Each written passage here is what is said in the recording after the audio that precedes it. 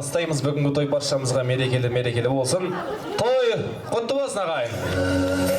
Айтакеттар дүние бізге бір қарашы, танымасың сен бізді, біз қазақтың баласы.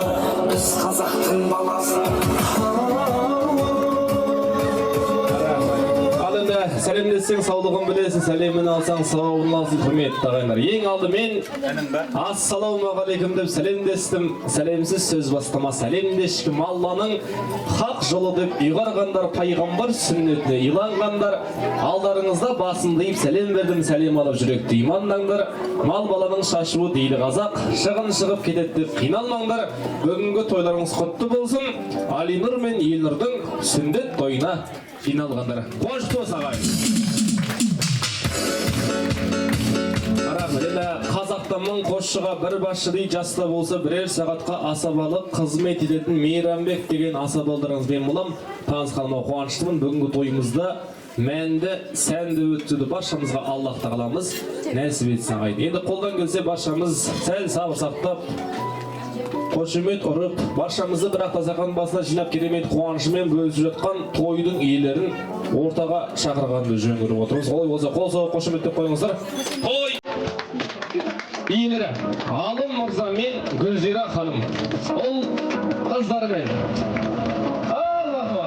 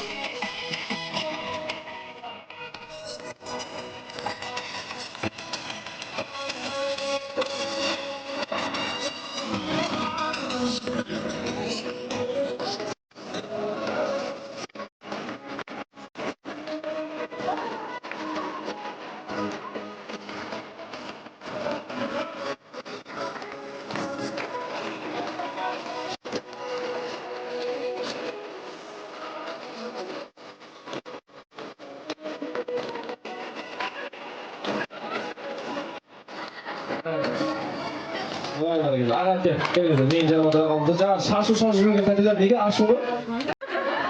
Ашулан шашу келіңіздер ағам кел, кейін жаңа отырыңыздар.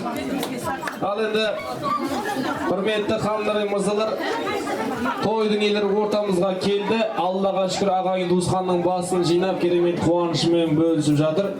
Енді Алым аға,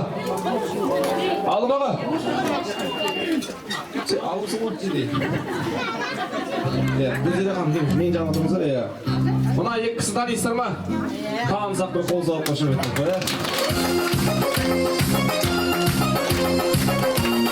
Алымаға той құтты болсын. Той қаласың. Гүлзира ханым, ұл қыздарыңыздың қуанышын бөлісіп жүре беріңіздер. Ақша жоқ деп көйлекті өтірістеді. Гүлді күшті әдем жарастыр. Енді ағайына қазақта айтады, жүзімізді сол жақтан үрепкен арай, өткеніміз күлкімен ойға оралып, біздерге арналып тілектер талай, біздің де ауламызда той болады әлдей. Дәл сол тойларымыз ағапке құтты болсын. Енді бұл кісілер ағайын туысқанның басын жинап еріккеннен той жүріп жатқан жоқ. Осы екі ұлымызға үлкен кісілер ақ батасын берсін, әдемі тілек айтсын деген ниетпен той жасап жатыр. Сондықтан да керемет кешімізді, қуанышымызды жас үлкен ағаларымыздың ақ батасымен бастаған жөн көріп отырмыз. Олай болса, мен ортаға Теміралы ағамыз бастаған Шәрібай, Нағашыбай, Ұзақбай, Арқабек, Таубай ағамызды, Ерболат, Есболат, Ғабит, Сәбит атты ағаларымызды менің жаныма шақырайын, сүбелі баталайық. Ал ағалар.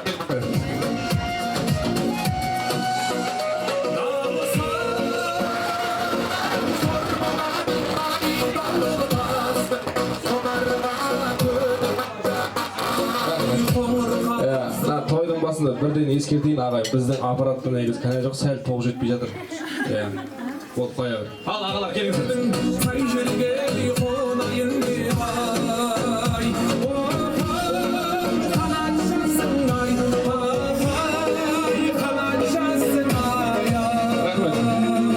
Ешкім қалып қойған жоқ па? Біз Теміралы ағамыз, Шәрібай ағамыз, Нағашыбай, Ұзақбай атамыз, Арқабек ағамыз, Таубай, Ерболат, Есболат, Ғабит, Сәбит аттағылар. Іште болса шақырайық.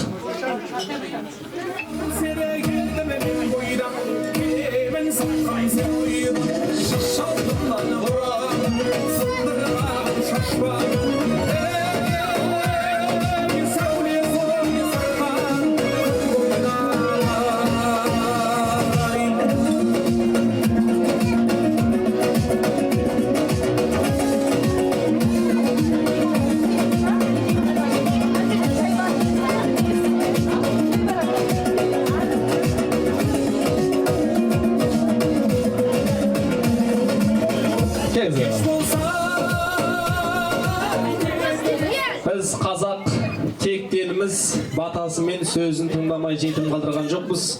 Ағаларымыздың ақ батасын алайық. Ал мұсылманның ұлдары бір Алланың құлдары, көтерейік білекті, Алла берсін тілекті, иләхи әумин деп қол жайық.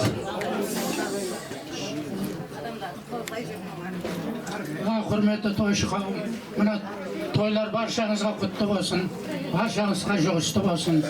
Мына баламыздың сүндеті құтты болсын, өмір жасы ұзақ болсын. Жасаған жасында жамандық көрмей, алдымызда аман-сау ойнап күліп жүре берсін. Еліміздің, халқымыздың мақтау азаматы болып жетсін.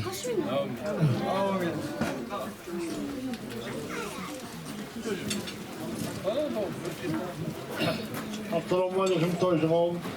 Ағайындар, еліміз балаларын сүндет қылып, мұсылманға той беріп жатыр екен, құтты болсын. Алланың құлағына жазылсын. Осы тойлар сендердің де несіп етсін сендерге де. Мына ағаларымыз айтып жатыр ғой, сол айтқан тілектері қабыл болсын, тойлар Ассалаумағалейкум. Тойға келген тойшы қауым. Міне бүгін екі қара сақал мұсылман болғады. Құдайым сол мұсылмандығы құтты болсын. Ата-енесіне бір жақсы бір азамат болсын. Еш жаманшылық көрмесін. Құдайым соның тойларына мынау алым гүлдей Құдай Алла сіздерге берсін. Барлық жақсылықты. Осы балалардың бақытын көре бер, жақсылығын көре бер, солардың куәсі болайық біздер бәріміз.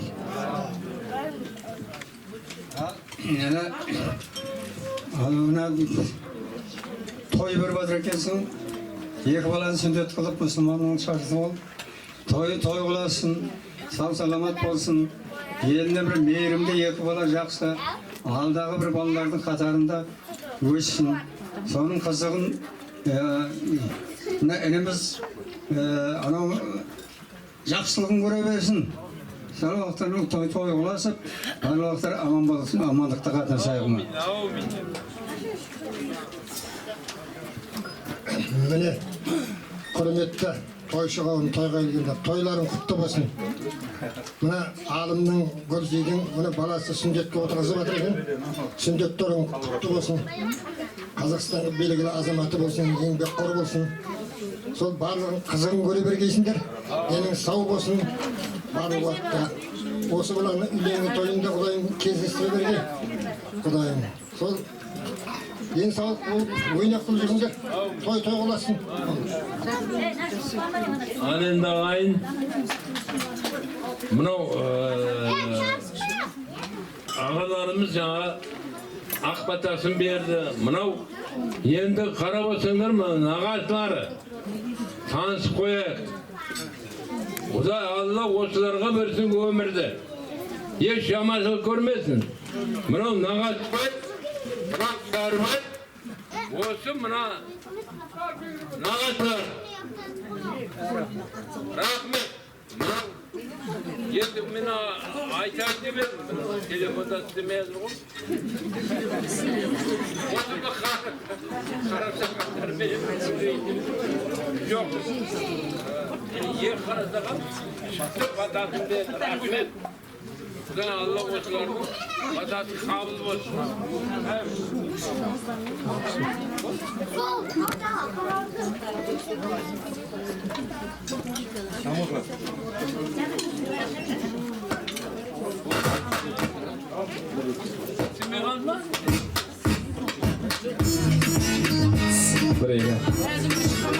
Берген баталарыңызды ағалар Алла қабыл етсін дейміз. Құр қолға бата жүрмейді дейді. Осы өреттің жапқан шапандары құтты болсын аға. Алла разы болсын. Жайғазайық келіңіздер.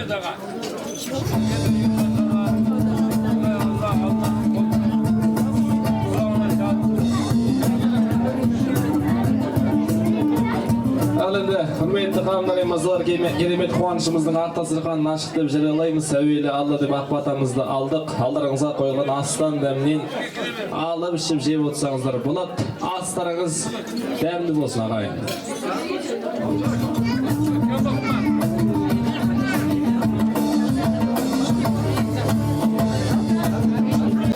Ал енді құрметті қауымдар мен мырзалар, баршаңызға астарыңыз дәмді болсын дейміз. Енді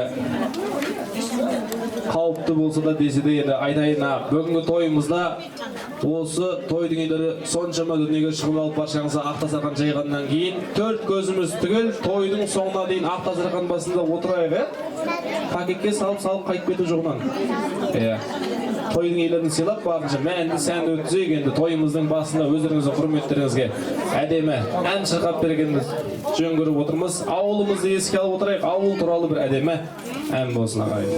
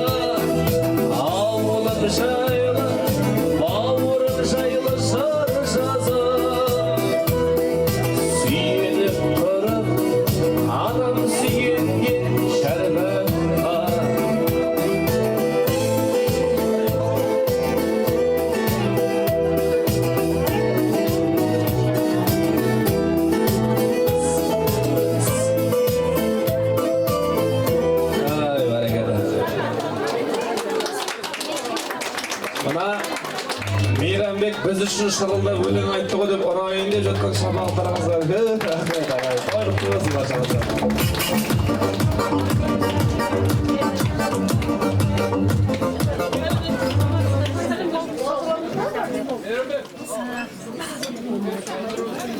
Ал енді құрметті ханымдар мен мырзалар, баршамыздың Barşamыздың осы тойға жиналғандағы мақсатымыз бір, осы өлеттің қуанышына ортақтасуына екі ұлымызға әдемі тілегімізді, ниетімізді білдіру. Сол азғантай мақсатымызды орындап отырайық деген ниетпен ортаға алғашқы тілек алаңына қара сақалдардың жас үлкен ағалары мен апаларын және осы өлеттің құдағиларын ортаға шақырып бір әдемі тілегін тыңдағанды жөн көріп отырмыз. Енді қолдан келсе қуанышқа келгенімізді көрсетіп барынша билеп келейік ағайындар. Келіңіздер. Қара сақалдың жас үлкен ата-апалары және құдағилары. Билеп келейік, келіңіздер.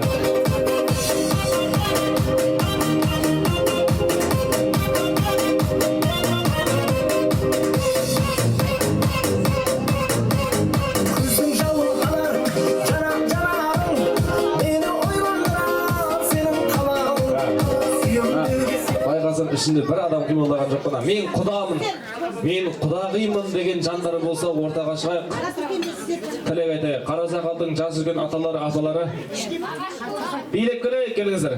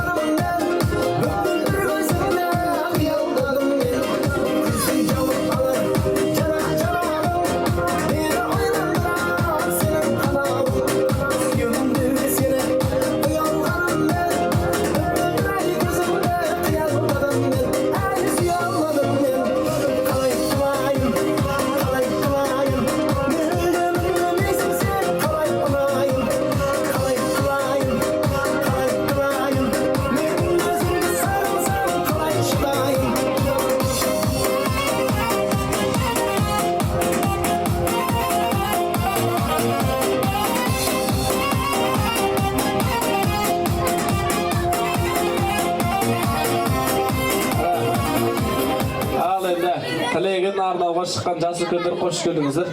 Тойларыңыз құтты болсын. Сәл сабыр сақтайық. Сосын Алым мырза мен Гүлзира ханым қайда екен? Келіңіздер, тілек тыңдайық. Тілектің барлығы сіздерге арналды.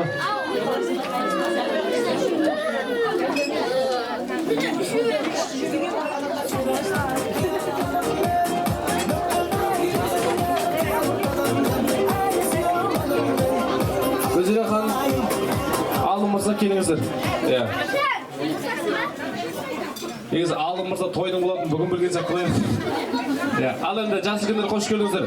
Арамыздан бір 3-4 сөйлеп қалғанымыз қолсыз-ақ нұр үстіне нұр болып, іштей айтылған тілектер қабыл болады. Бәріміз тілек айтсақ таң атып кетеді. Ал құтты болсын, мархабат. Мына Алым Гүлзира. Мына екі баланы сүндет қылып, ақтүйенің қанын жағып, той беріп атсындар, құтты болсын. Осы екі бала үлкен еліне, елеулі халқына қалаулы, жақсы азамат болып өссін. Осылардың алдарында аман жүріп, өздерінің қызығын көріп жүре беріңдер.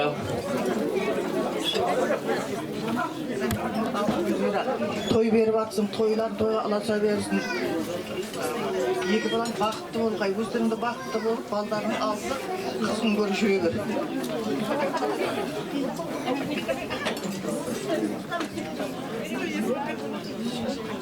Bir şeyden ayrılıyorlar, bäriň aýdyldy. Men kızlarım söylemek koyayım. Kıymetli toyşuğa olan bugünkü mına Құдағайымның қуанышына жиналып отырмыз. Екі баласын сүндет қылып, Құдайым сол балдары үлкен азамат болып, солардың қызығын екеуі теңіне көргей, балалар бақытты болсын. Күнмен айтқан жас үлкендердің тілегіне де қосыламыз. Құтты болсын тойларың.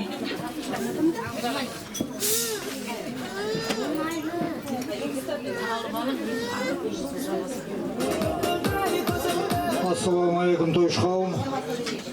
Алым бала. Мынау екі баланы бірден сүндет қылып, елдің батасын алам деп той жасап жатқан екенсің. Енді бәрі қабыл болсын. Мына балдарымыздың дендері сау болсын, өмір жастары ұзақ болсын. өсе келе үлкен бір азамат болып, елге елеулі, халыққа қалаулылар ортамызда үлкен жіктер болып жүрсін. Өздеріңізді бастарың аман болсын, дендерің сау болсын. Мына шағайлардың піштіретіндері көп болсын, жалғаса берсін той-тойға.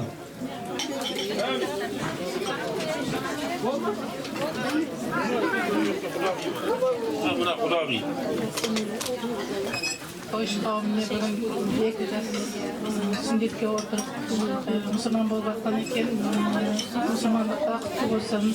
Yerine öyle kalkına kalalı azamat olup jetsin. Ata enesinin göz kuvançı olup jüre versin. Bu yıllar mine sünnet toyunda oturgan ekemiz olsa azamatlar ülken bolup үйленген toylarında, solarının nemere şöbeli көрген toylarında oturup nasip etsin. Tapkanlarıma bereke versin. Көргендерің той болсын. Barınızға денсаулық, аманшылық тілеймін. Toylarda көрсе берейік. Ой, бәрекелді құдағи, рахмет. Қалғандары қосыла ма? Айтатын. Ма, пожалуйста.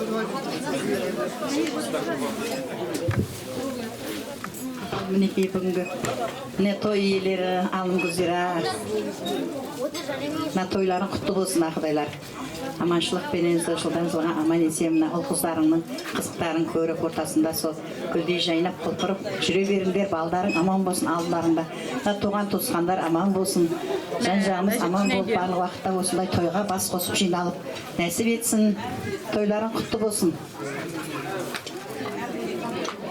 Қайным келінім, мынау сүндет тойларың құтты болсын.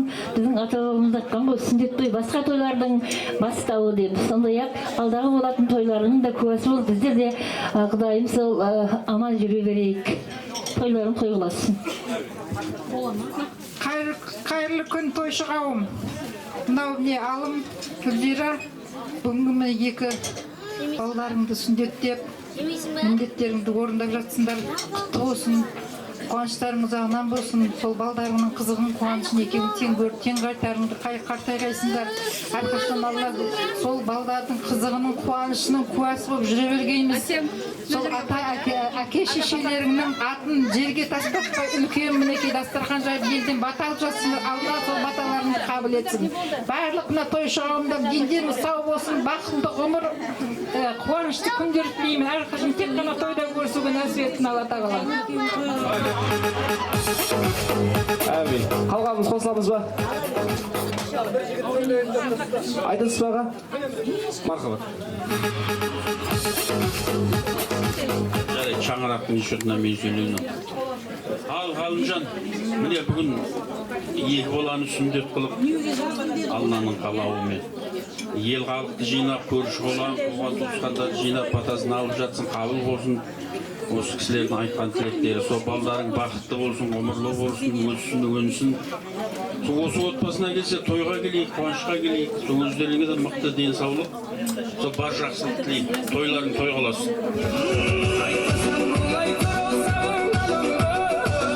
Рахмет. Не ғой, Алымаға, Гүлзира хан, сәл күліп тұрасыздар ма? Сіздерге қарап настроение садырған. Айтқан тілектеріңізді құрметті жас үлкендер, Алла қабыл етсін. Осы қуаныш сіздерге де жұғысты болсын дейміз. Енді күнде болып жатқан той емес, осы қуанышқа ортақтасып келген алтындай уақыттарыңызды бөліп көрген сіздерге Алла разы болсын дейміз. Қуанышқа келгенімізді көрсетіп, билеп жайғасақ, бәрекелді. Ал кеттік. Туысқандар, билейік.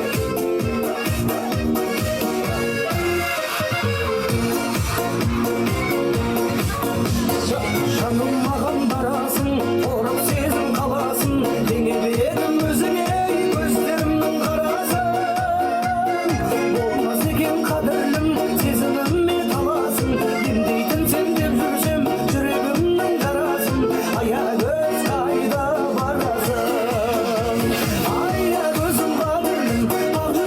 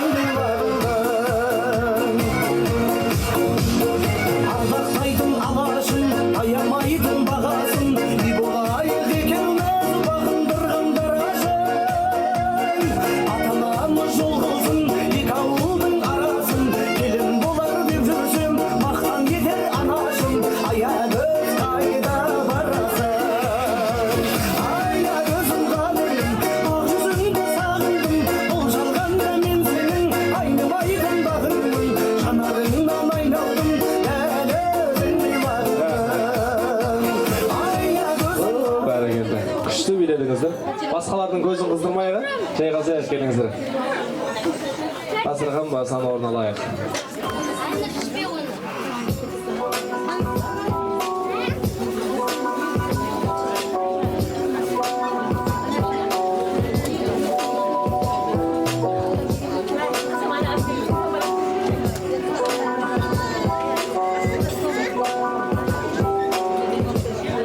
Ағалар келіңіздер, жайғасайық. Аздаған уақыттан кейін ыстық асымыз келеді.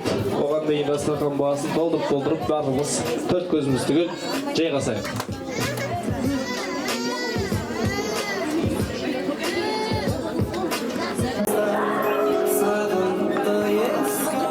Ал енді құрметті ханымдар мен мырзалар, баршаңызға астарыңыз дәмді болсын дейміз.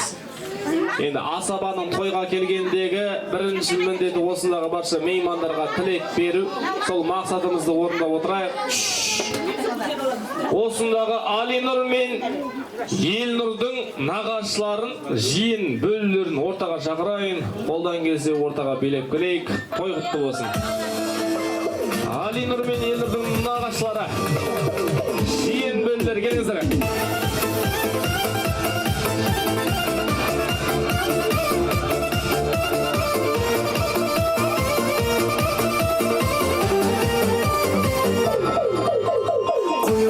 Şaşın kara tün Dağızlarda canlı benim tadım Külüm degin kökte altın kündeysin Muzda canap şıktan atak küldeysin Ay koyu kara şaşın kara tün Dağızlarda canlı benim tadım Külüm degin kökte altın kündeysin Muzda canap şıktan atak küldeysin Ay kara koyamın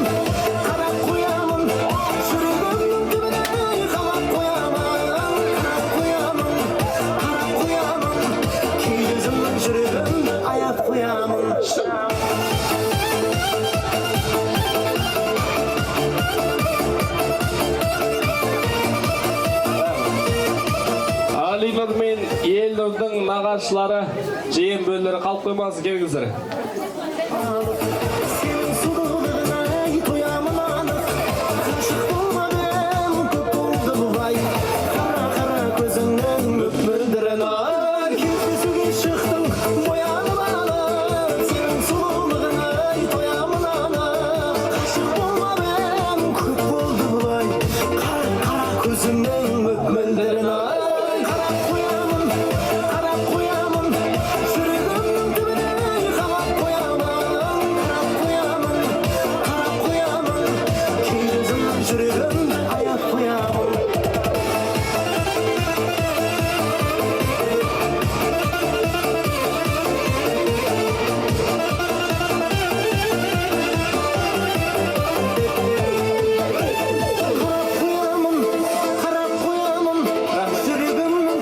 Зібира ханым бар ма?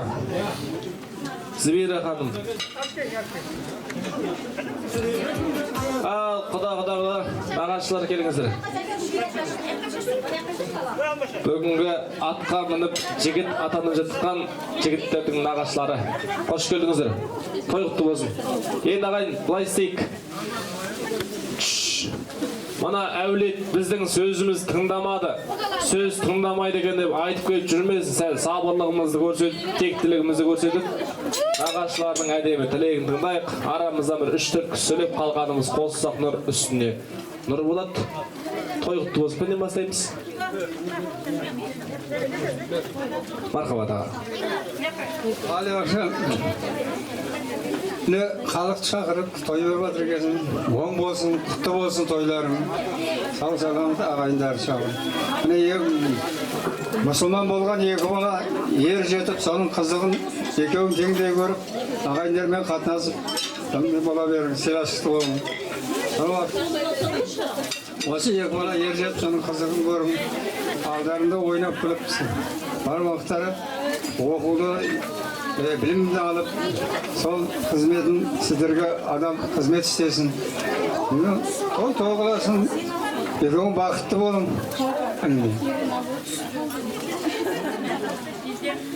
Al, hürmetli ağayınlar, bugün bana alım menen Gülzi iki balasın musulman kılıp bir halkka bir жақсы bir toy жасап жатыр екен, toylары құтты болсын, балаларымыздың өмір жастары ұзақ болсын, мұсылмандығы құтты болсын. Осылардың қызығын алым менен Гүлзи жақсы күндерде көре берсін, жаманшылық болмасын еш уақытта.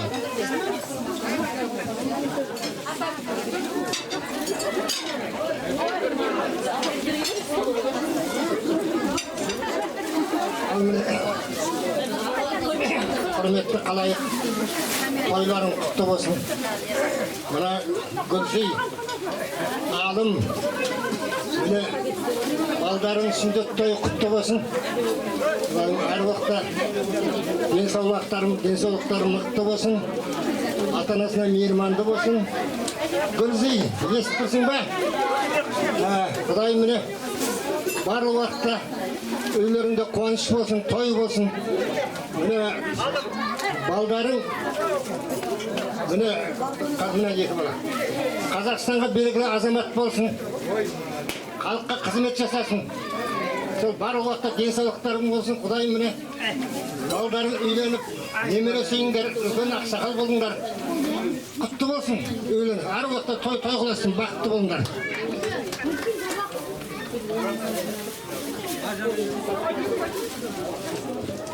Қымбатты алым, күмей айналайын. Бүгінгі біріншіден ағы тойларың құтты болсын деймін, айналайын, ішінде той болсын. Мынау ата-ананың міндеті ғой, ұлдарыңды сүндетке отырғызып, Алла ұзағына қуансын, өмір жастары ұзақ дендері сау болсын. Алладан не тілейміз? Алла өмірлеріне нұр берсін деп тілеймін. Алла не берсе де мейіріммен, берекесімен, қайырымен берсін тілеймін. Жастарың ұзақ болсын, осы балалардың болашағы жарқын болсын деп тілеймін. Бәріңе бақ тілеймін.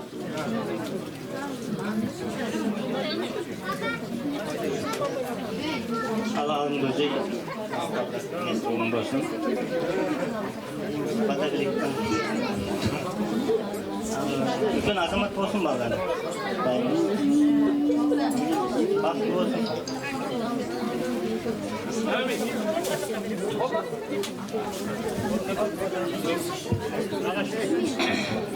Құрметті тойшы қауым, нағалым, Гүлзира, сол екі балаң тойын халықтың кәдесі алып, дезін қанекесін екі балаң күн жігіт болсын, күн азамат болсын, ағайын тумаға, әке шешетінен бері болсын.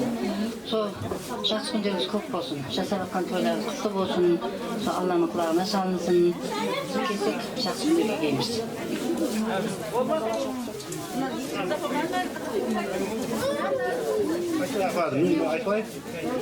Al, неге алым, Гүлзи, неге бүгін баламыз Айнұр менен әйелдердің мұсылман қылып, сүндет қылып атсы Құдай оң болсын, өмір жазы ұзақ болсын, үлкен азамат болсын, Құдайым халыққа қалаулы, елік азамат болып, Құдайым сол алдымызда осы баламыздың оқуға барған, оқып бітірген қуаныш көре берейік Алла. Мына тойың той қыласын, мына келген ағайын көрші, Құдай жігізат, дос, ярандар бәріне Құдай қадамнан өжаусын, бәрі тимез ауызда қуаныш тойы болсын. Бізде кішкентай болса, неміз барадына, немерелерімізге мүгізет Қытай атымыз енді. Азды болса, көпке көретін енді. Құрметті той жылауым міне, азғында подаркіміз бар, соны беруге рұқсат етіңіздер. Қазақта өз сондай екен ағайын, біреу-біреуге сыйлық беріп жатқан кезде көре алмайтындар шапалақ ұрмайды, отыра береді дейді.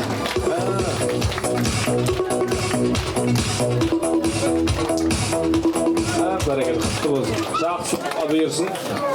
Ал құдағылар сый сияпаттарымызды табыстайық.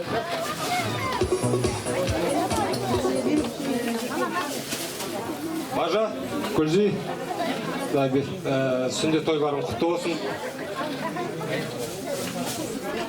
Беріп отқан сүндет тойларың құтты болсын. Осы ұлдардың қызықтарына тойбай, үлкен азамат болсын. Қашанда осындай қуанышты күндерде кездесе берейік. ең жақсы жаман күндер осындай күндер болсын. Осы баланың қызығына тоймай жүре беріңдер. Ал сендерге бір кішігірім подаркымыз бар еді, өзіміздің жинаған. Соны табыс етуге рұқсат беріңдер.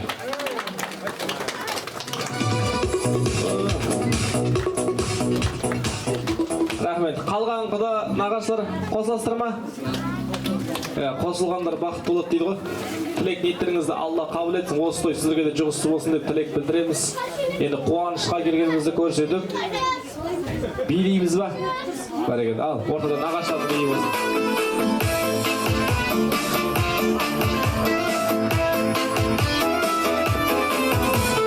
Ботақаның қарайсың мөлдіреген көзіңмен, аққу бар гүлдегі махаббатты сезіммен. Бір өзіңе бар сырымды айтайын деп келгенде, қалады тіл байланып ұялғандай өзіңе. Бір өзіңе бар сырымды айтайын деп келгенде, қалады тіл байланып ұялғандай өзіңе. Жолғаласың көктегі желіп кетпе, сағынышың қайдасың басыма келер келер. Құшақ жайып қарасам арманым саған, өзің арма сүйіп мәшін әуелен сала.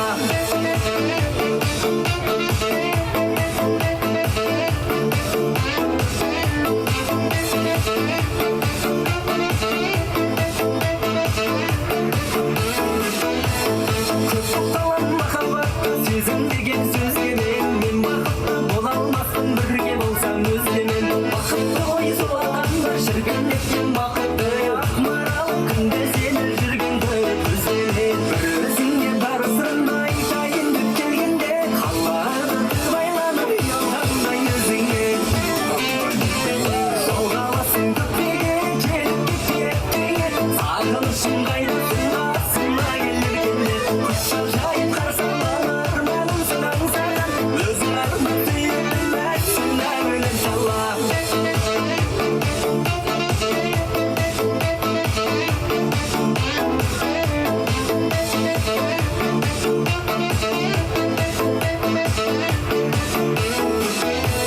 Жолғаласың көктегі желіп кетпе, сағынышың қайдасың басыма келер келер. Құшақ жайып қарасам арманым саған, өзің арма сүйіп мәшін әуелен сала. Жолғаласың көктегі желіп кетпе, сағынышың қайдасың басыма келер келер. Құшақ жайып қарасам арманым саған, өзің арма сүйіп мәшін әуелен сала.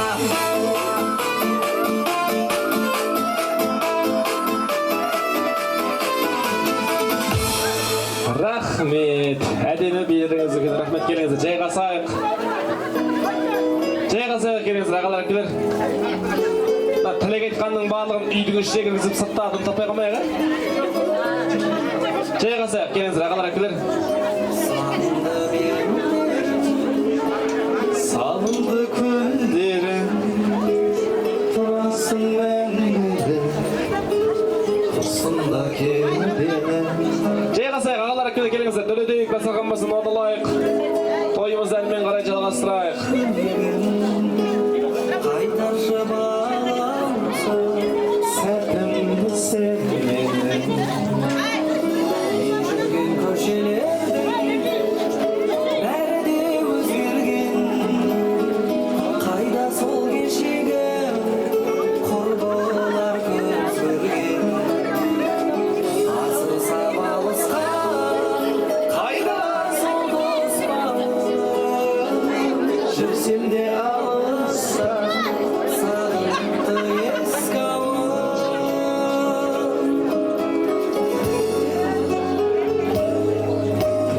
Арайлы таңдарым, саф ауа саума. Рахмет. Келіңіздер, ағалар келер. Жайғасайық. Тойымыз әрмен қарай жалғастырайық. Апалар, ағалар.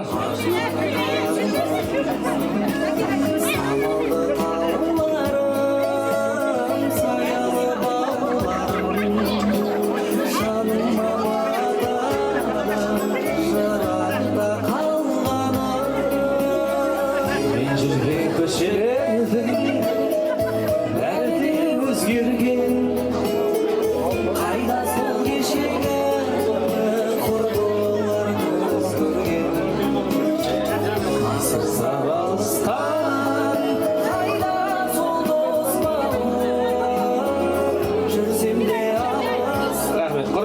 Naqaşlar.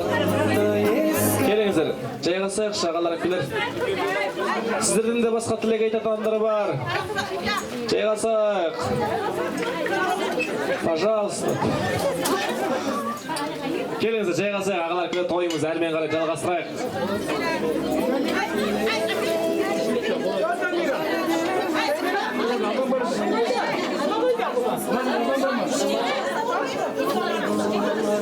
Рұқсат болса мен ортаға Алым мырза мен Гүлзира ханым шақырайын, қолдан келсе қол соғып қошеметтеп қойыңыздар, той иелері.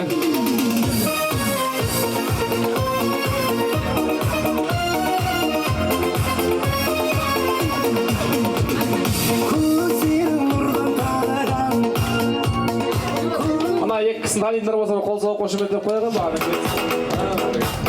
Мына бір сұрақтан тілек айтқандардың бәрін ішке кіргізіп не істеп жатсыздар? Далада отыра берсін. Қазір тағы бір тілек берсем, адам таппай қалайын тұғым ішінде. Бұлай істегені, құрметті ағайындар, біз қазақта 300 адам болса да, 100 адам болса да, тойдың үлкен кішісі жоқ, барлығы біз үшін той. Дұрыс па ағайын? Енді бұлай істейік, тойдың иелері қалай жүрсе, халықта дәл солай жүреді. Сіздер мұңайып жүрсеңіздер, тойға келген халықта мұңайып жүреді аға. Күліп жүрейік. Алымаға оң қолыңызды көтеріңізші. Оң қолымызды көтерейік. Алымаға көріп тұрсыздар ма? Қазір бұлай істейміз. Алымаға ортаны айналып бір жүк білесіз ғой. Күліп, халықпен амандасып, дайынбыз ба? Ал Алымаға кеттік.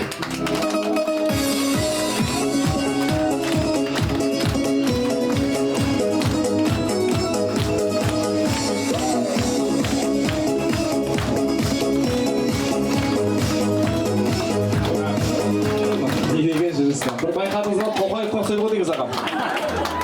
Просто қарады. Гүлзира ханым дайынсыз ба? Сіз қалай жүрсеңіз, солай жүру керек қой. Күшті, қолыңызды көтереміз. Қол соғып қошеметтеп қойыңыздар. Гүлзира ханым.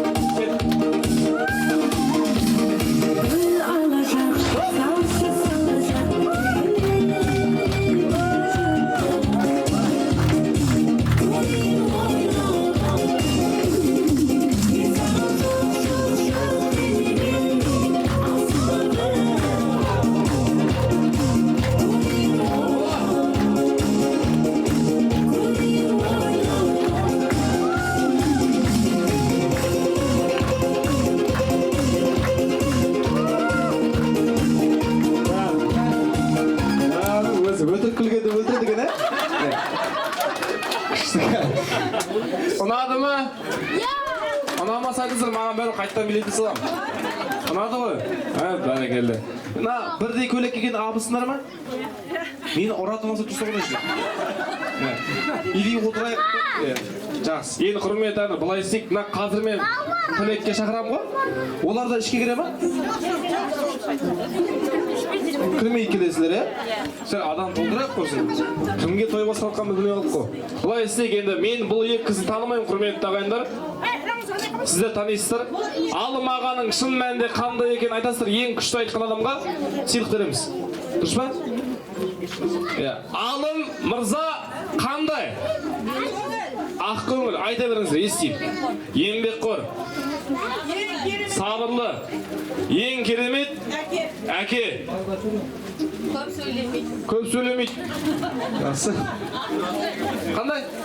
Ақылды, сабырлы, жұмот дейді.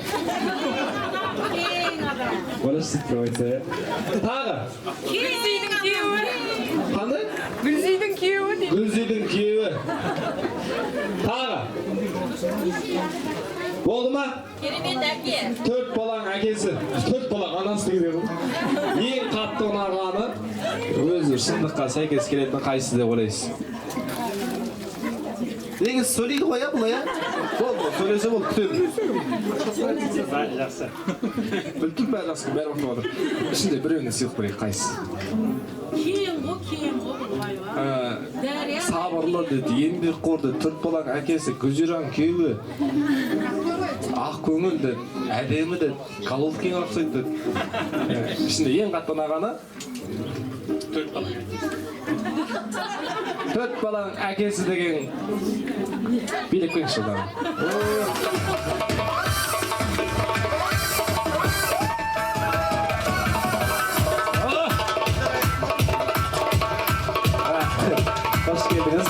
Есіміңіз? Гүлзат. Гүлзат, кім боласыз? Көрші. Көрші. Бәрекелді. Бар ма сыйлық? Иә. Не деп айттыңыз?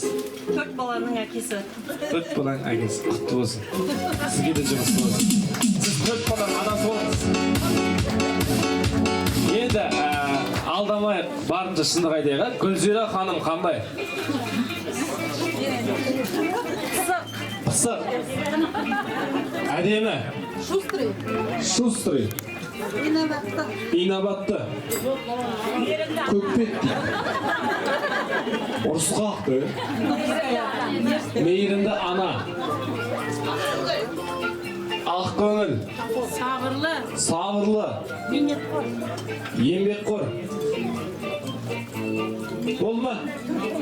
Көкелер ассалаумағалейкум, ас болсын. Жасы отызда ма? Айтсаңызшы, Гүлзира ханым қандай? Танымайын десе. Болды дейме? Гүлзира ханым ең қатты ұнағаны? Сөйлейді, ол сөйлесе болды. Естідің ма негізі? Еңбекқор деді, ақ көңіл деді, 4 баланың анасы деді, көкпет, ұрысқақ ол деді. Тағы деді, мейірімді деді, әдемі деді, инабатты деді. Қайсысы ұнады? Еңбекқор, сабырлы. Еңбекқор деп кім айтты? Бірінші ол. Билеп қойыңызшы апа. Кек.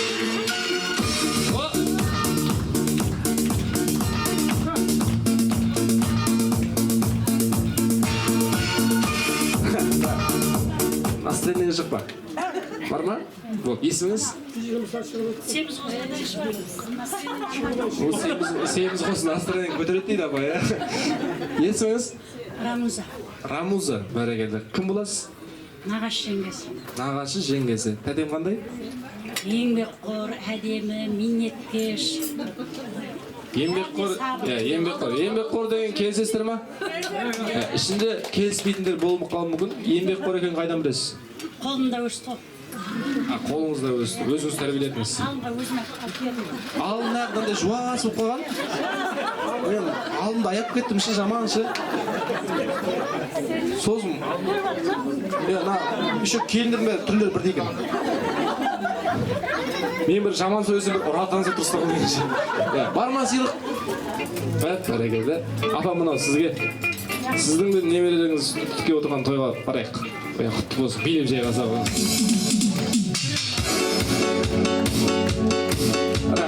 Мен үндемейтін өзі, сабырлы жігітті қинаған жақсы көрем ағайын, жүр. Бұлай істейік, бүгінгі тойымыздағы ең әдемі көйлек киіп келген бір қызға сыйлық берейік. Ең әдемі көйлек киіп келген. Сенің ойынша кім ол? Қарап ал. Бас жақтағылар алба-жұлба, сразу айтам. Асықпай қара. Кім деп ойлайсың? Бәрінікі жақсы.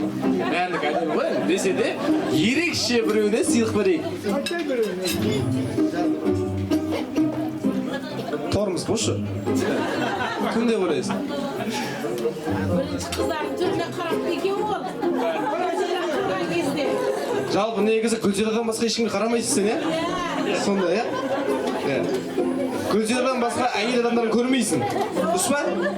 Гүлзирадан басқа әйел адамдарын көрмейсің ғой? Мына палаттың ішінде әйел адам көріп тұрсың ба? Көпші әйел адам. Ең ішіндегі әдемі көйлек киген ерекше біреуіне сыйлық берейік. Кім?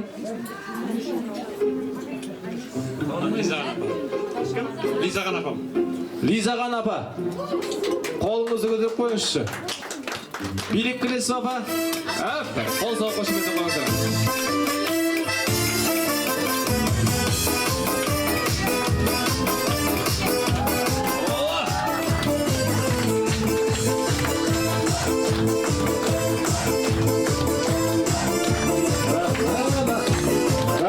Көрдіңіз бе, настроение болғаннан кейін осындай болу керек, ә?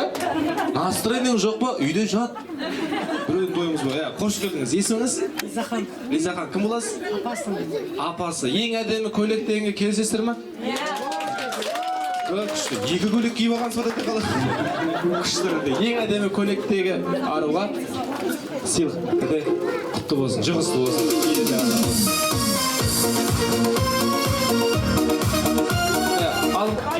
Ең әдемі прическаға біреу берейік. Мындай прическасы әдемі болып тұрған бір қызға сыйлық. Кім деп ойлайсыз? Асықпаңыз, қараңыз.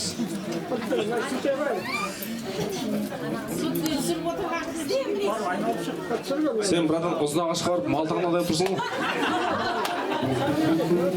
Әдемі прическа. Бәрі әдемі енді, иә. Ішінде ерекшесіне біреуіне сыйлық берейік. Кім? Айсымбат. Кім екен ол? Билік беріңізші ордаға.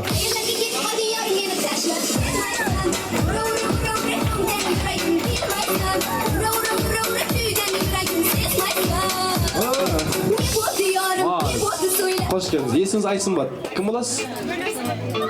Гүлзира ханымның бөлесі, мына кісінің балдызы. Бәрекелді. Ең әдемі прическа дегенге келісесіздер ме?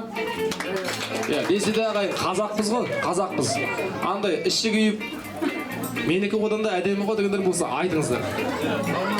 Ондай жоқ па? Берсей? Мына сізге ең әдемі прическа. Құтты болсын, жұғысты болсын. Сіз де 5 балаң анасы атаңыз. Билеп жайғаза қойыңыз. Былай істейік, тойдағы бүткіл нәрсеге ат салысып жүретін бір кісілер болды. Бір әйел адам болады. Қуаныш болса да, қайғы болса да бірінші болып келетін. Сол кісіге бір сыйлық берейік, бүгін бір еңбегі еленсін. Кім ол? Бәрі сондай, бірақ ішінде десе де біреуі. Негізі ағайыныз қандаймен араласасың олай? Қанайсың? Ішінде біреу кім көп ат салып жүретін?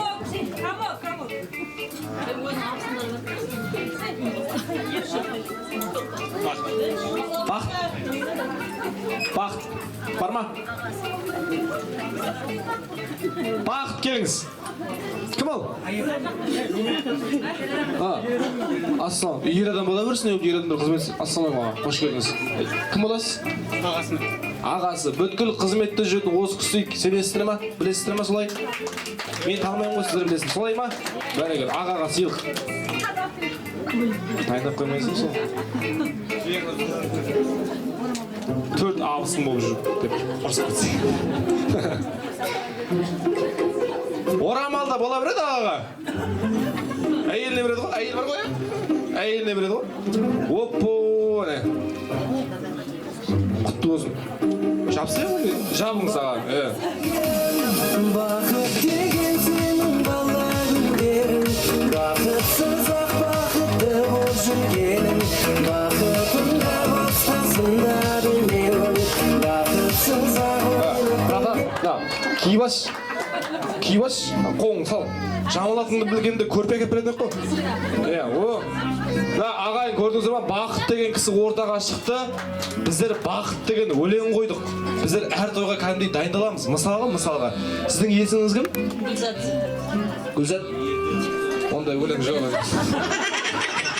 Ондай өлең жоқ. Бақыт ағана шапанды ережесі бар. Кигеннен кейін тойдың соңына шешпей көріп. Жарай ма? Өзім қарап тұрам. Болды. Құтты болсын, жұғысты болсын сізге. Шапан құтты болсын. Жұмайсыз ба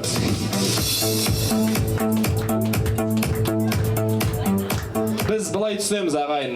Көк аспанның астында бейбіт елде бір ақ дастарханның басында ағайын туысқандармен бір шәугім шай ішіп осындай қуанышты тойлағанға еш нәрсе жетпейді, дұрыс па? Енді Аллаға шүкір осы күнге жеткізіп отырған баршамыз бірінші Алла. Сол бір Алламыз ғұмыр берсе бақытты қылып, дәулетті берсе жақытты қылып, ұлды берсе сіздерге жүрегімен, қызды берсе тілегімен, ат берсе шабатын қылып, бала берсе табатын қылып, шаңырақтарыңызға ырысты қазақтың әрбір қуаныш тойын осындағы қол соққан барша ағайын туысқандарға жұғысты қылсын дейміз ағайын.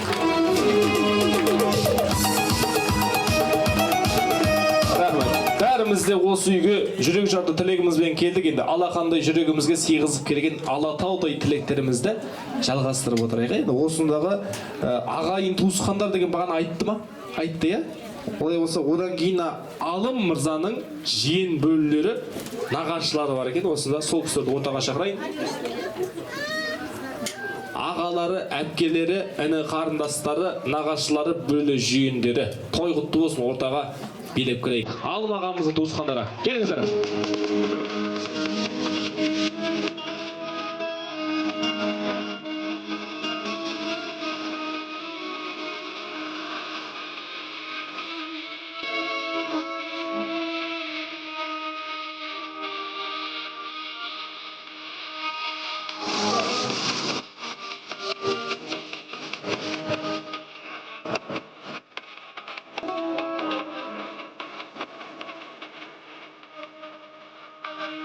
bitti. Ağlarımda kaynak benim.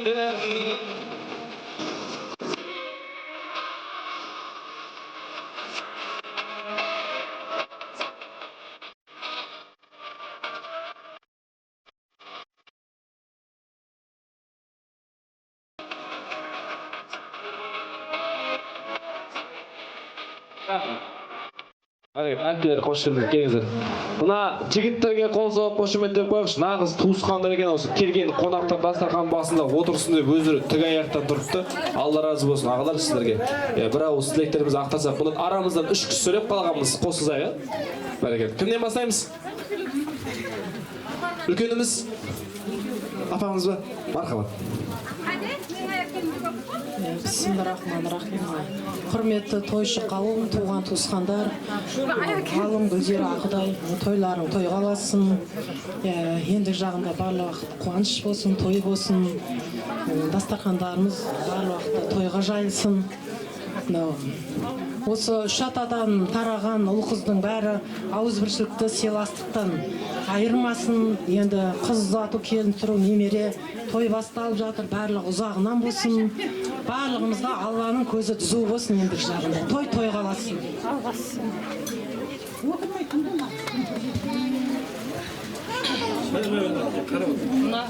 Тойларың құтты болсын. Мына балаларың ұзақ өмір сүрейін, балаларыңа денсаулықтар мықты болсын.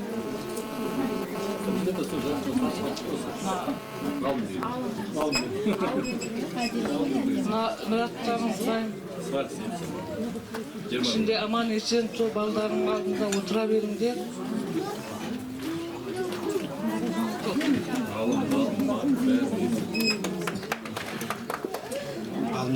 Алым Гүлзира балдар сүндетке тұрып сол той беріп жатқан кезінде тойларын той қыласын.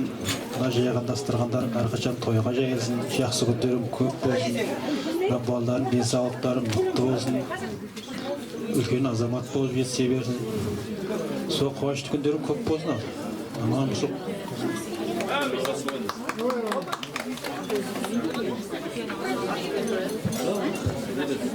Құрметті қонақтар, бүгін қайным Алик пенен Гүлзира келін балдарын сүндеттендіріп той беріп жатыр екен, оң болсын, тойлары той қаласын. Осы оқуға түскен, үйренген тойларында да куәсі болып жүре берейік.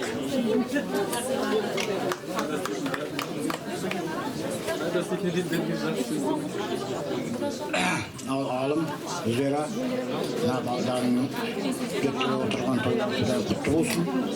Бағана қадан бері айтып атқан достар Құдай қабыл болсын. Келген ағайын туысқандарыма бәрімді семьяларында осындай Құдайым той бола берсін. Қуаныштарыңыздың көп болсын. Бәрімді сол тілегім осындай тойда кездесе берейік.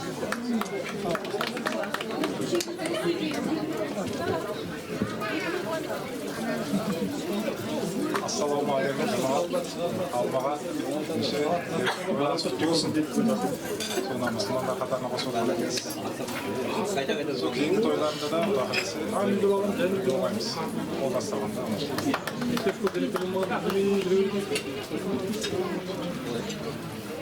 Алмаға Гүлзира жеңше осы балдардың сүндет той құтты болсын. Барлықтарыңыздың семьяларыңызда осындай той бола берсін, той қаласын. Рахмет. 2000 километрден келдіңіз бе? Қарақалпақстан елінен келген жігіт па? Келші, бір қадам алдыға. Қол соғып қошеметтеп қойыңыздар ағайын. Қарақалпақстан елінен бүгінгі тойға келіп тұр екен ағайын. Salom, halkım salom, O'zbekistonim. O'zbek, Turkman, Qozoq, qora qalpog'im. Qo'lda kelgan ba? Kelіңіз. Shu vatanni Mana sabotim barlig'i sizlarga. Salom mening ey ulug' bobolarim. Rahmet. Оңай емес қой ағайын. 2000 километр деген алтындар көләшіден километрден жігер. 2000 километрден кетіп, Алла разы болсын. Жігіттер, қыздар, Алла разы болсын. Той қаласын, сіздерге де жұғысты болсын. Қалғандарымыз қосыламыз ба? Мархабат. Алым Гүлзира, балдарың мұсылман болып жатсыңдар. Дендері сау болсын. Балдарың қызығын көріңдер. Тойларың құтты болсын. Той қаласын.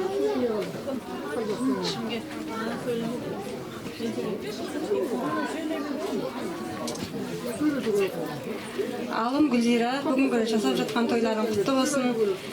Елнұр мен Алинұр үлкен жігіт болып, біздің ерген бауырларды, жаны да жақсы күндерін көріп, солардың жетістіктерін көріп, тең қартайып, бірге жүре беріңіздер, қуаныштарын көріп. Біз де сол қуаныштарыңызға ортақ болып жүре берейік. Бәріңізге той құтты болсын, дендеріңіз сау болсын, өстіп тойда көріскейміз.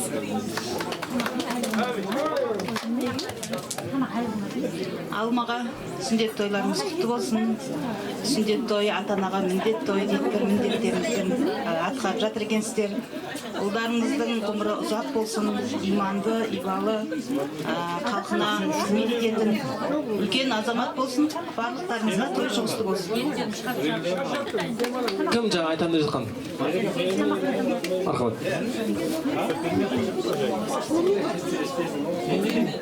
Құрметті тойшы қауым, Алик қайным Гүлзира келдім.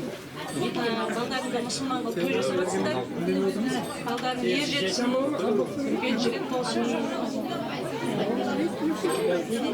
Көргеніміз той болсын, тек жақсылық болсын. Баршаға рахмет. 2000 километр жерден келіп тұр, қайным келіп тұр. Разы болсын. Тілейміз, тек той болсын, жақсылық болсын, соны келіп тұр.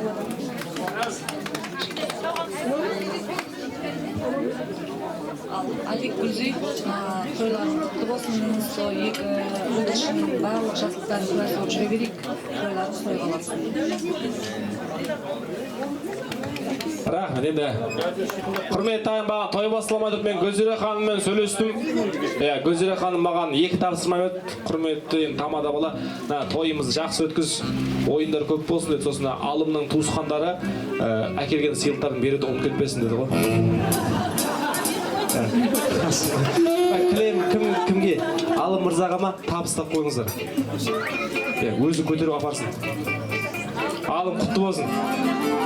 Bazlar kalası Kara kalpak yelinden Beruni balası Baylık tulav dalası Elim bazlar kalası Kara kalpak yelinden Beruni balası İya kalpağım Ayta koyыңыз.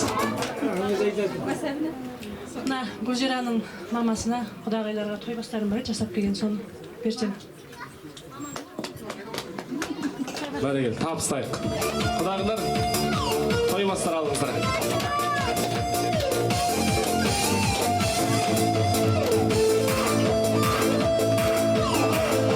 Құтты болсын. Сізге де жұғысты болсын.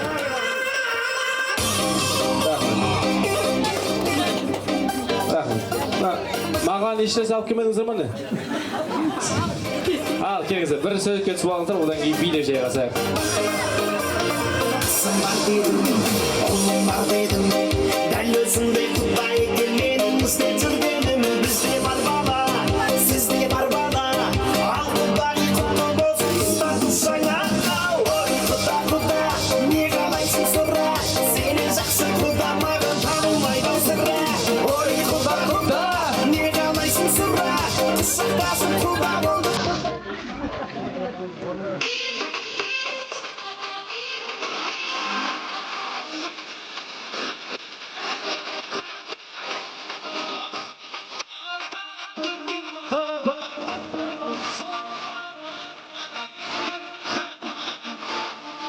Билеп жайғасайық. Тойлық болсын.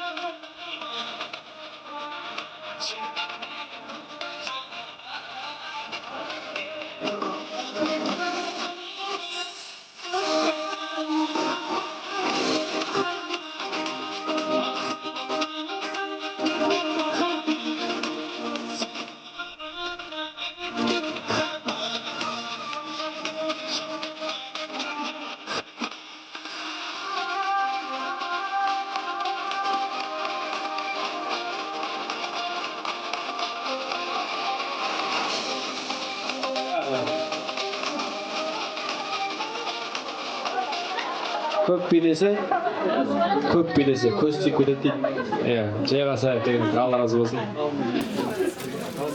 Toy töründen orun alayık. Al ağay keremet keşimizden o söylеттің sizlerge dayındagan ıstıgасы tartılıp жатыр eken.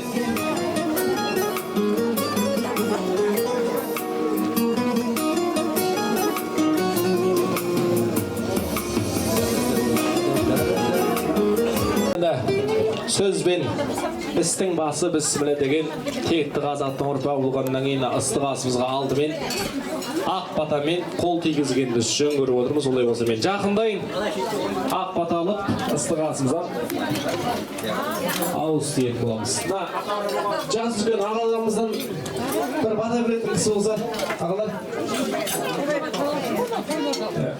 үйдемізден барлық іштейін, өзіңізді бір баталайық.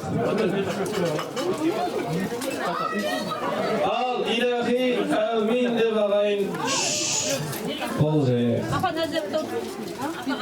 Amin десеңде батақ боласын қатағатта, өмірің көпті болсын, қонсын құтты болсын, арқаның түйі болсын, сауғаның дие болсын, ырысын асып тұрсын.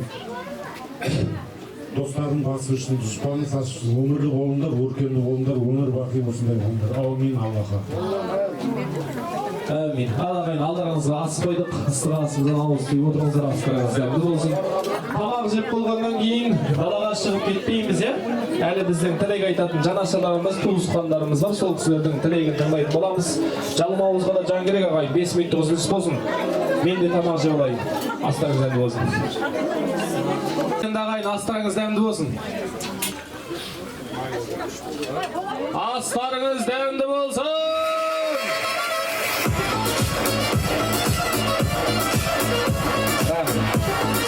Шашып қалмадыңыздар ма? Мен сіздердің мазыларыңызды алып жатқан жоқпын ба? Өткенде бір осындайда тойда сөйлеп тұрмын, сосын бір әпкемнен сұрап қойған, әпке осы мен көп сөйлеп кеткен жоқпын ба десем, жаңағы әпкем айтып қойды, балам сөйлей берші. Бәрібір сен ешкім тыңдап жатқан жоқ қой. Ондайдан Құдай сақтасын дейміз. Енді осындағы керемет қуанышқа біздің той үйлерінің екі ұлы әдемі ән дайындаған екен. Қол соғып қошемет деп қойыңыздар, сол екі ұлын ортаға шақырайын. Кімдер, сендер ма? Осы екеу ма? Келдір. Аттары кім? Аттары кім? Жаннұр мен Елнұрға шапалақ бар ма? Ана жерде микрофондарын ала қойдым. Сосын менің жаныма келдіңдер. Кет. Халыққа көріп жақын тұрыңдар. Әдемілеп ән шырқап берейік, ағайын туысқандар тыңдайық, қол соғайық. Мархабат. Жаннұр мен Елнұрдың әні.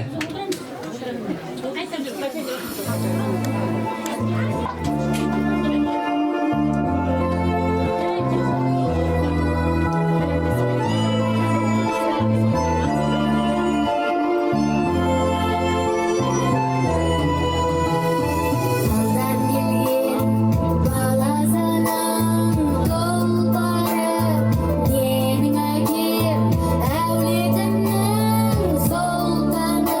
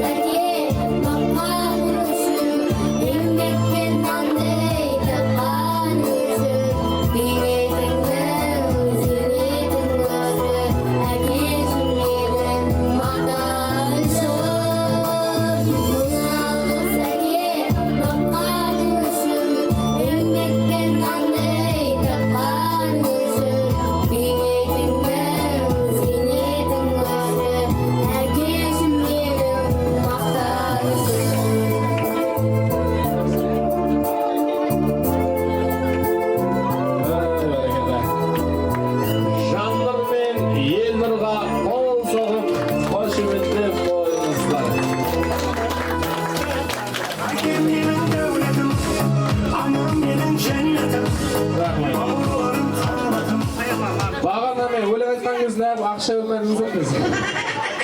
Рахмет. Алмаға. Иә, бала шағаңызды қызын көріңіз. Атап қайтты. Енді ағайын, бәріміздің де асығып тұрғанымыз белгілі, десе де бір тілектің бар, сонымен тойдың үйлерінің бір ауыз тілегін тыңдап барлығымыз бірге тұратын боламыз. Келістік пе ағайын, сәл сабыр сақтайық. Осындағы осы өлеттің Құдай қосқан көршілерімен тай қолындай кебісіп өскен құрдастары бар екен, сол кісіні отаға шақырайын. Көршілер мен құрдастар, билеп келейік.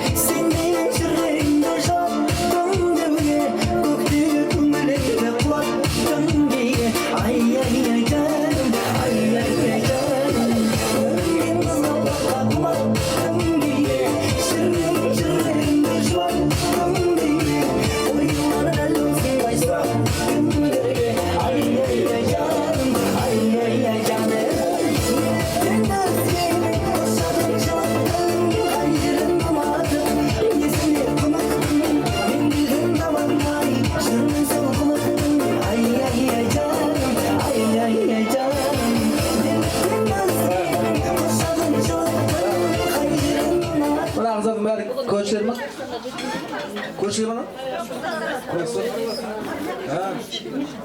Көшеде жігіт тұрған деген ғой осы. Бар ғой дөре? Сіздер?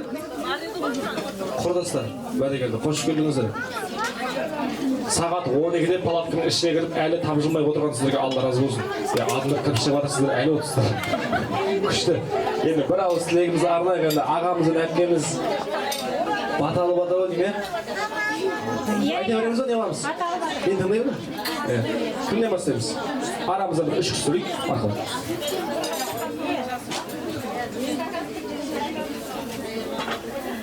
Мына бүгінгі тойшы қауым тойға келген баршаларыңызға мына той құтты болсын. Мынау Алым менен Гүлзира біздің көршіміз. Бірі сол қанатында тұрған Мақсаттың көршісі, оң жағында тұрған Қайыр, екі ортада тұрған мынау Алым. Алым осы жерге 2014 жылы көшіп келгенде Гүлзира жап-жас келіншек еді. 10 күндік ба білмеймін. Бізге көрші болып келді, кішкене ғана мына күркеде тұрды. Міне бүгінгі күні міне Құдайдың құдіретіне қарасай. Үйлі, жайлы, мінекей сөйтіп 4 баланың атасы мен анасы болып, той жасап халыққа мінекей өзінің шапағатын тигізіп жатыр. Не дейміз? Алым Гүлзира, бүгінгі тойларың құтты болсын жандарым. Ендерің сау, өмір жастарың ұзақ болсын. Мынау балапандарыңның бүгінгі күн қолын азалдап, сүндеттендіріп жатыр екенсіңдер, бұлардың құтты болсын. Өмір жасы ұзақ болсын. Үлкен биік білім шыңына шыға берсін, өнер қусын, білім қусын. Сөйтіп халқына қалаулы, еліне елеулі азамат болсын. Рахмет сендерге. Алым деген жаңа еңбекқор деп жатыр, Гүлзира деген еңбекқор деп жатыр. Бәрі әділ, бәрі дұрыс. Еңбекқор, сабырлы, инабатты бұл көршілеріміз. Ең осы көршілердің өздеріңізге белгілі өзінің тұрысынан, жүрісінен ақ көріп тұрғанша, мына Тамада баламыздың өзі айтып жатыр ғой. Рахмет, сәлемін жазбайды, өзіміз білеміз. Енді не дейміз, бұдан да әрі болашағы жарқын болып, өсіп өніп көбей берсін. Міне туғандарыңды, туысқандарыңды, жақын жоқ жекжаттарыңды көріп жатырмыз Гүлзираның. Мінеге сонау жерден келіп, осы Гүлзираның қадірінің бар екендігі білініп тұр. Алымның бұл жерге сыйлы күйеу екендігін білдіріп жатыр. Осы жүрістерінен еш уақытта таймаңдар жандарым. Бәріңе құтты болсын. Тамада бол, саған да рахмет. Сөз бастап жатырсың. Мына жерде осынша елдің жаңа халықтың басын біріктіріп, олардың барлық бір қауымға шақырып жатырсың. Алланың нұры жаусын. Мына тойға келген тойшы қауымның бәріне той құтты болсын, дендерің сау болсын. Енді мына 45 минут сөйлейтінен мұғалім болып пенсияға шыққан, әлде сөзге сағынтағым болсын, сөйлеп жатқан бұл кешіріңдер, көп сөйлеп қойған болсын.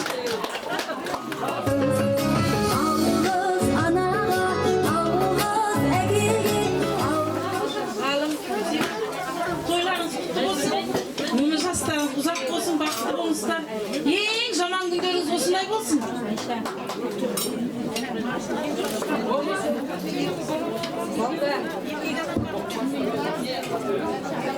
Көршілер етіп болған болса, класстар кім айтады біріміз?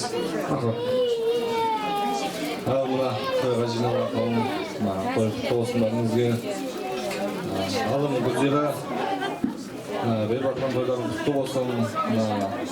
Өтіп жатқан ауылдарың деген азаматша болып, екеуміз қызықтарын деңгей көрдіңіздер. Той құтты болсын. Әмин. Көшелеріңізде той көп болсын.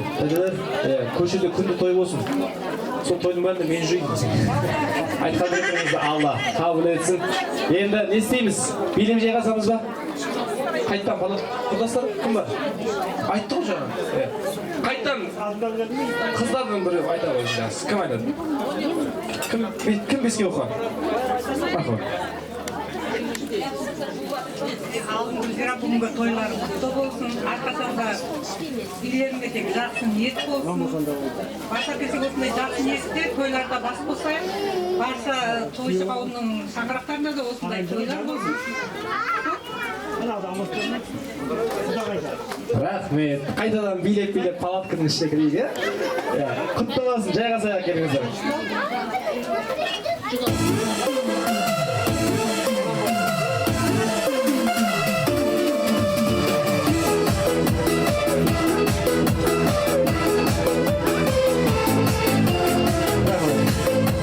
Жайғасайықна соңғы тілек қалды. Той иелерінің бір ауыз тілегін тыңдағаннан кейін барлығымыз бірге ортаға шығып билейтін боламыз. Енді халықты ұстау қиын десе де сәл сабыр сақтайық. Келіңіздер, жайғасайық ағайын.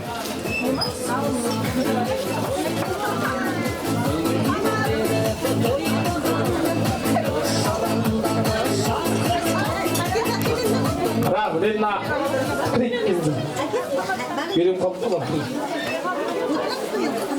Енді сыртта жүргендерді енді тыңдай берсеңіздер болады. Біз қазақ тектері болғаннан кейін елдің киесі, сөздің жүйесі, тойдың иесі деген болады. Баршамызды бір ақтасақан басына жинап, керемет қуанышымен бөлісіп жатқан тойдың иелеріне бір қол соғып қошеметтеп қойыңыздар. Бір ауыз тілегін тыңдайық. Енді алмаға ағайын туысқандар жан жағымызға қарап тұрып, әдемі тілегіңізді арнасаңыз болады. Мархабат.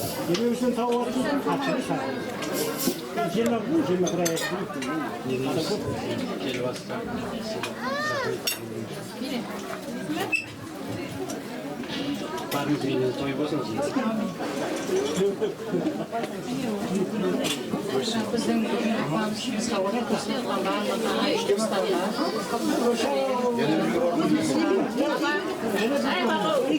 біздің тойымыздың барлық қуанышына бөліскен ағайындарға рахмет. Сіздердің тойларды үйлеріңізге барсақ та жақсы күндерге барайық.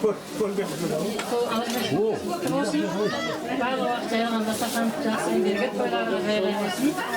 Тек көргеніміз той болсын, жақсы күндеріміз көп болсын. Рахмет барлықтарыңызға. Бізді сыйлап келгендеріңізге Алла сіздерді сыйласын. Әмин. Алайда, құрметті ханымдар мен мырзалар, жалпы бүгінгі тойымыз өз мәресіне жетіп қалған секілді.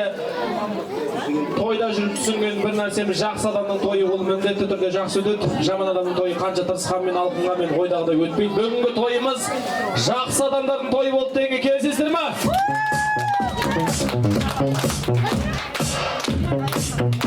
Рахмет. Жаста болса бірер сағатқа асабалық қызмет еткен Мейрамбек деген асабаларыңыз мен болам.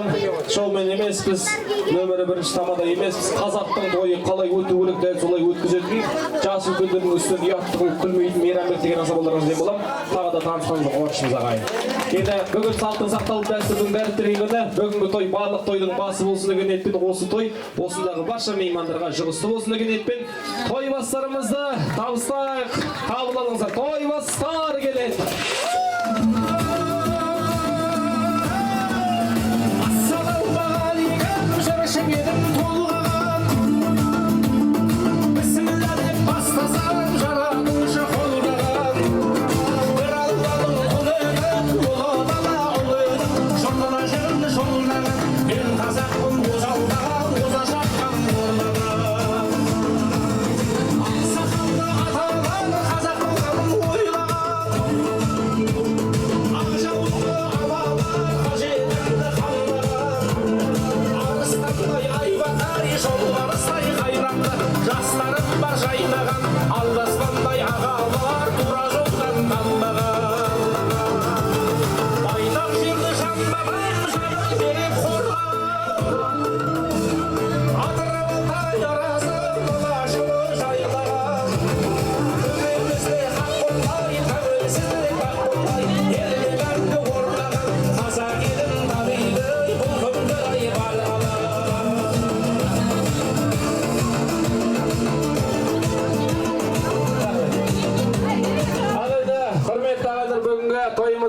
mərtəbəsinə жетті. Жұғысты болсын деген ниетпен той бастарымызды тарту еттік.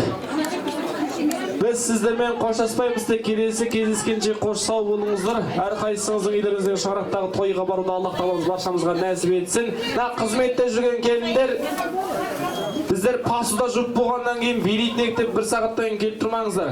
Қазір біздер жарты сағат өлең қойып береміз.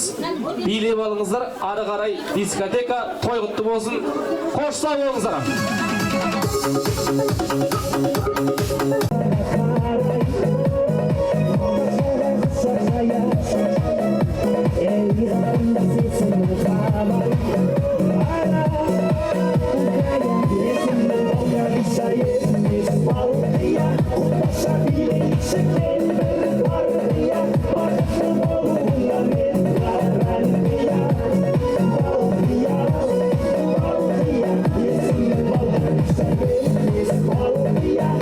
Sabia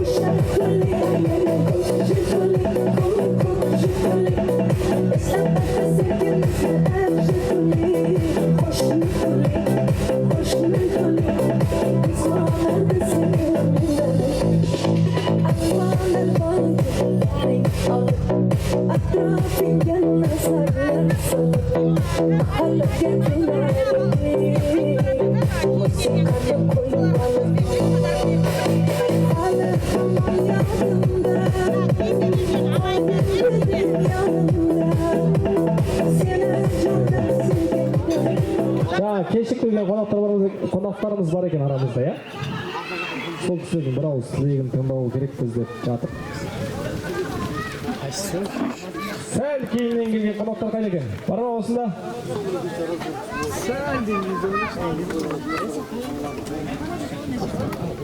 Бар ма осында?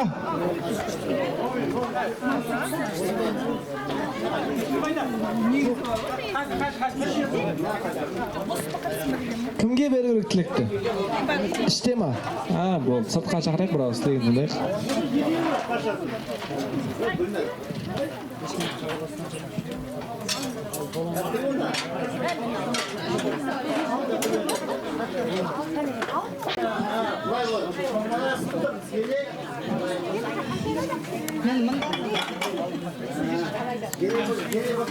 Мына өсіп өнген шаңырақ Сағындиқовтардың, Жүрімбай папамыздың баласы Алым мен Гүлзира бүгін мына екі балалар балаларын сүндеттендіріп той беріп жатыр екен.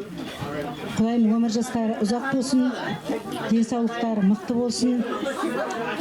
Осындай келін ала әйтеуір осындай тойға ұласып, бақытты, дәулетті болып, Алла тағала осы барлығы бұрынғы өткен кеткен көз жастарымыздың барлығы далаға кетіп, Алла ендігі жағында аманшылық болсын. Еліміз парағатшылық болсын, тыныштық болсын, от бәле, су бәле, жала белеңнен неше түрлі бәле-қазадан сақтағай. Ауызбіршіліктеріміз мықты болсын. Келсек бәріміз біріміз тойға келейік. Барлығымыз тойда жүрейік. Сыйластығымыз күшті болсын. Ағайындармен, туысқандарменен, көршілерменен Алла. Сол туысқан құда жекжаттармен бәрімен Алла. Осындай тойдан айырмасын Алла. Жақсы. Алым Гүлзира Құдайына беріп жатқан тойларың құтты болсын, тойларың тойға аласын. Мына балдарыңды мұсылман қылып, машамайлы атқа мінгізіп жатқандарың Құдайым сол. Мұсылман қылып таққа мінгізіп жатқандарың құтты болып, сол еліне елеулі, халқына қалаулы, биіктерден көрінетін азамат болсын. Дендерің сау болып, өмірлерің ұзақ болып, алдыңызда ойнап күліп, сол балдарыңыздың жүре берің Құдай. Бақытты болыңдар ал. Тойларың тойға аласын. Алым Гүлзира Ақтай тойларың құтты болсын. Қуаныштарың алды болсын. Сол үлкен азаматтар болып ер жете берсін. Гүлзира екеуің теңдей көріңдер қызықтарын. Алым Гүлзира бүгінгі жасап жатқан тойларың құтты болсын. Кішкентайларың да сүндет тойы бәрі құтты болсын. Дендері сау болсын, сен ұл қыздарыңның жақсылығын, қуанышын биіктен көріне беріңіздер, сол айтып тілегім. Аман болыңыздар барлығы ағайын туған туысқандар. Алмаға Гүлзира жеңге балапандарыңның сүндет тойы құтты болсын. Сол бар жайып отқан дастархандар барлық уақытта жақсы күндерге жайыла берсін. Барсақ келсек жақсы күндерге қатынаса берейміз. Сол бәрінің семьяларында той болсын, жақсы күндеріміз көп болсын.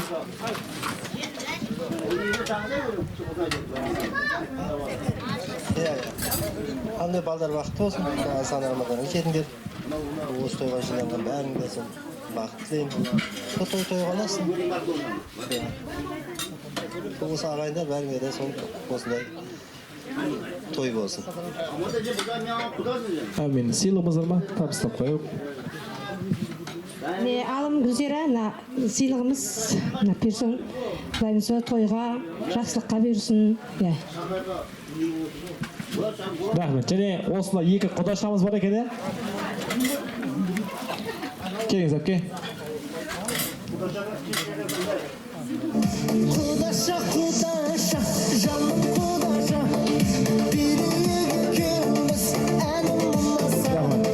Енді құдашалардың бәрі тілек айту міндет емес, арамыздан екі кісі сөйлейік.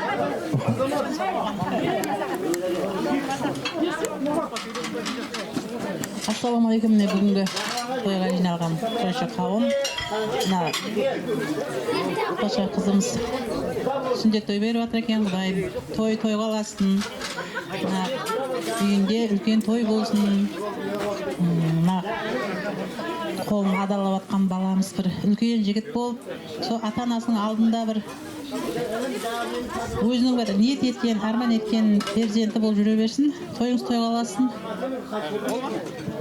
Рахмет. Айтқан тілектеріңізді Алла қабыл етсін, осы әулетке дарысын дейміз.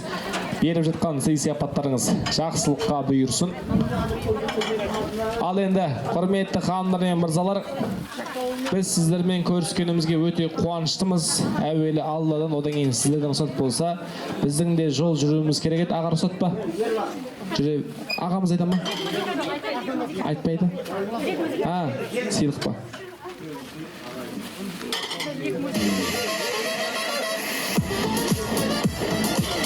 Рахмет. Олай болса, табыстай қойыңыз. Кімге?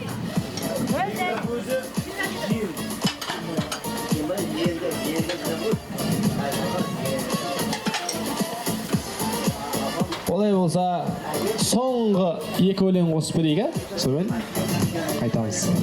Билейік келіңіздер.